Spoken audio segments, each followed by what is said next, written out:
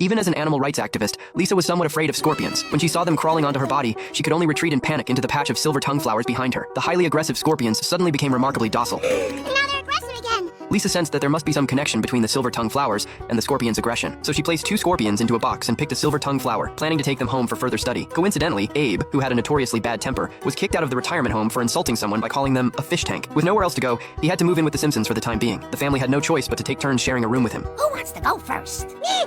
I want him every night, forever and ever. 'Cause I love it. Abe ended up staying in Bart's room first, but his temper was as bad as ever. He scolded Bart for constantly reading comic books and mocked Lisa for being a bookworm. Even when Homer and Marge were being affectionate, Abe couldn't resist criticizing Homer for being pathetic. The next day, Lisa sprayed the scorpions with an extract made from the silver tongue flower. The once ferocious creatures instantly became much more subdued. She excitedly shared her findings with Homer. Just as Homer was feeling proud of Lisa, he suddenly heard Abe shouting angrily at the family dog.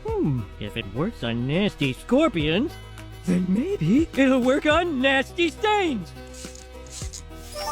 It does! Seeing Abe still locked in a standoff with the dog, Homer had a sudden idea. He would try the potion on Abe. The next morning, the kids hurried to finish breakfast within minutes so they could rush out before Abe woke up. However, just as they reached the door, Abe caught them red-handed. Surprisingly, he showed none of his usual irritability because Homer had secretly slipped the potion into his coffee. Noticing Homer's guilty expression, Lisa immediately realized what he had done and told Abe the truth.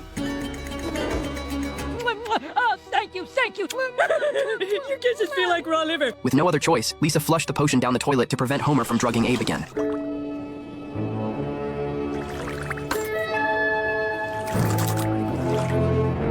As the effects gradually wore off, Abe reverted to his unpleasant self, hurling insults at the drunks around him. Carl suggested that Homer try making some more of the potion himself, but Lisa refused to tell him which flower the extract came from. At that moment, a man interrupted their conversation. He was the owner of a pharmaceutical company. Having overheard that Homer's daughter had developed a drug capable of making the elderly docile, he claimed that with just a single drop of the extract, his laboratory could synthesize the compound.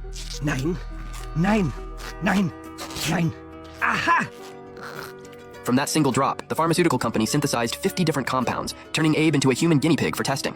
Nothing! Can't feel my fingers? Feel them too much? Direction! After a series of trials, the company finally identified the correct formula. Meanwhile, the gluttonous Homer even sampled one of the concoctions himself.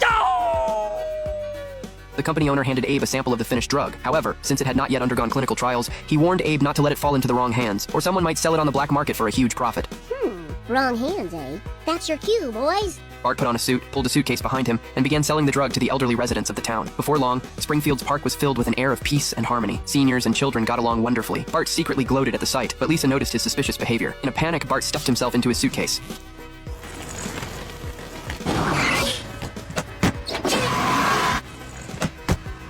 However, since the drug had never been clinically tested, horrifying side effects soon appeared in Abe.